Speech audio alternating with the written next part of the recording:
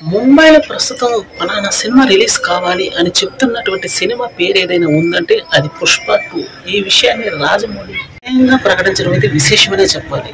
పాట్నాలో ఈ రోజు నుంచి ఈ మూవీ యొక్క ప్రమోషన్స్ అయితే తారా స్థాయిలో పెంచబోతున్నారని చెప్పాలి. ఈ రోజే దానికి బీజం పడింది.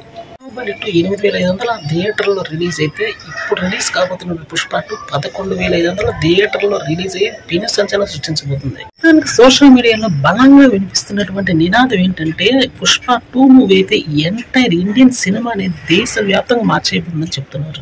చాలా లాంటి మూవీ కూడా దాదాపు వెనకెళ్ళిపోయిందని చెప్పాలి. వాయిదా వేసుకొని చాలా మంచి పని చేశారు. సాధారణంగా ఏ హీరో సినిమాకైనా సరే ప్రమోషన్స్ అయితే వారం రోజుల ముందు నుంచి భారీ కటౌట్ ఏర్పాటు చేస్తారు. కానీ ఈ మూవీకి మాత్రం నెల రోజుల ముందు నుంచి భారీ కటౌట్లు అయితే ఏర్పాటు చేస్తున్నారు విజయవాడలో.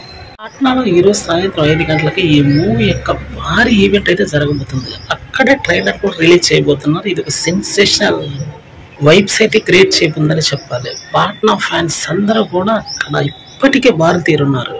సంచలనాలకు మారుపేరుగా మారింది ఈ పుష్ప 2 మూవీ అని చెప్పాలి. ఇందులో ఎటువంటి సందేహం పడాల్సిన అవసరం లేదు. డౌట్ అస్సలు అవసరమే లేదు. అంత అద్భుతమైన ఈవెంట్ అయితే ఈరోజు జరగబోతుంది.